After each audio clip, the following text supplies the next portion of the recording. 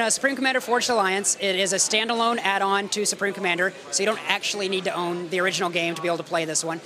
We've added a fourth faction, which is a Seraphim. It's our first truly alien faction. The original three were based on humanity. The storyline goes, basically, they showed up at the end of the Infinite War and have pushed humanity to the brink of extinction. So basically, humanity is on its last legs. We have to ally together to be able to actually push these guys back. So we have these guys who have been fighting for 1,000 years, the Cyber and the Aeon and the UEF, having to come together and forge an alliance to fight back the Seraphim race.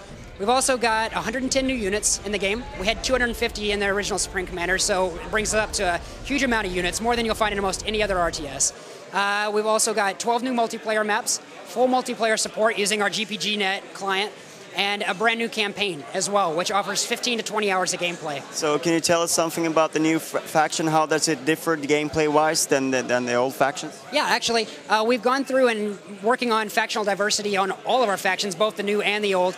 With the 110 new units, what we're doing is focusing on the factional diversity that was already there, what the faction's strength is. So say UEF, they're known for hitting hard, heavy armor, they're not really sneaky, they're not going to shoot in real quick and get out. So what we've done is they get the T3 point defense, they get heavily armored bots, they get rapid fire mobile missile launchers, things like this that really play to their strengths. Cybern's going to be more sneaky, they're going to have more legged spidery type creatures, really cool looking stuff. Aeon hit hard and get out, hit and run type stuff, hard hitting, low armor, things like that. The Seraphim, we actually have a huge amount of backstory on these guys that unfortunately most people are never going to actually read, but we use it like a Bible. We have these guys where the Aeon have found the Seraphim in the original game. The storyline goes that they took what technology they could understand and merged it with UEF technology, and that's how you have the Aeon. The Seraphim are just pure alien technology. So they've actually got stuff that you're not going to ever be able to see on Earth, such as anti-grav, negative energy effects, things like that. They've also got basically a lot and similar to the Aeon, but different enough to where it's going to play completely different. You're going to see things that we've got in our demo here, which is the Seraphim bomber. It's an experimental bomber that basically you can see where the Tsar came from out of it. Unfortunately, they didn't fully understand the bomber, so the Tsar is a completely different unit. And this thing drops bombs that are basically the size of what most games would consider nukes. So you got really cool stuff like that showing up that really diversifies the factions more so than the original game.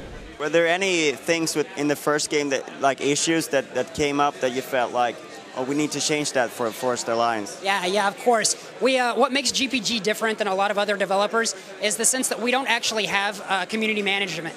We actually, it's the devs, the guys who make the games themselves, who log on, that's who's chatting with our community. So like me personally, I'm the producer on this game. I log on to GPGnet, the multiplayer client, on a daily basis for at least an hour a day. And I talk to everyone. I get on in the mornings, I get on in the afternoons. That way we actually hit the international people as well as the Americans.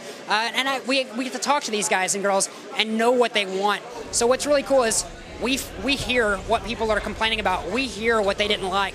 And in Forged Alliance, we had the opportunity to go in and fix those things and change those things. So things such as experimental units were really expensive and really slow. It took forever to build them, and once you got them up there, they moved really slow, and people complained they never actually got to use them in games. The new experimentals build way faster and walk almost twice as fast as the old ones. So basically, you go in here, and everything moves more quickly. You get into the action faster. We've got things like the UI. We've completely redone our UI. The old UI is gone. People said it felt like they were looking in a window. So what we've done is we made this really sexy, like, minimalistic UI that's just really awesome in the sense that you can get rid of it if you want, like, completely and have nothing on the screen. For the people who's making movies and screenshots, that's perfect for those guys. We've got 4 factional skins on those UI as well. So it's like, it gives you the choice. If you love Aeon, you can pick that Aeon skin, and you got that full Aeon feel. If you like Cyber and so forth, we've got one for every faction, including the new Seraphim. Other things that we've done, we've actually almost from the ground up been working on our AI. A lot of people have gotten very good at our game, way better than we ever got personally ourselves. I go online and play every once in a while, I get my butt kicked every single game. It's a lot of fun, but I always lose. So unfortunately, our AI does the same. The original AI really didn't stand up to the guys who had gotten just extremely good at our game. So what we've done with this new AI is we've been watching replays of these guys. We know how they play. We know what's good.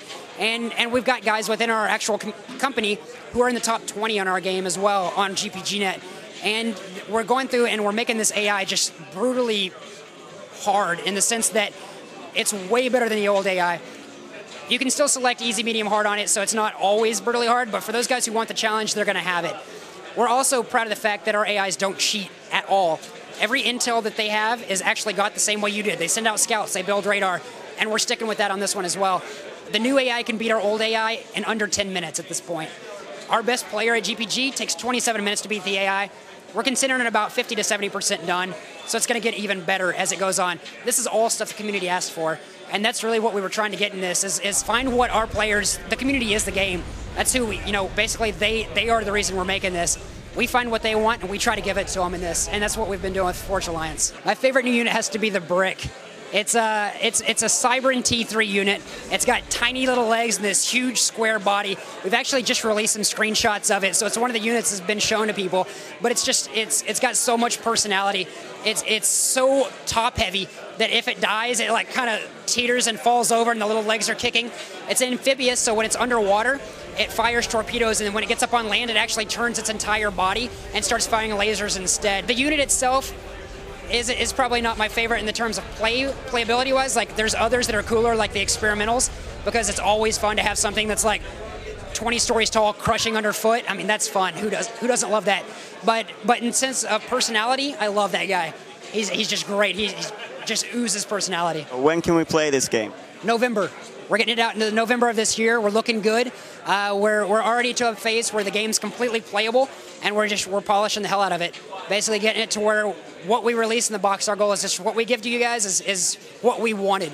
We don't feel like we missed out or didn't have time to finish something up, and that's what our goal is, and we're going to hit it. Thank you very much for your time. Thanks a lot.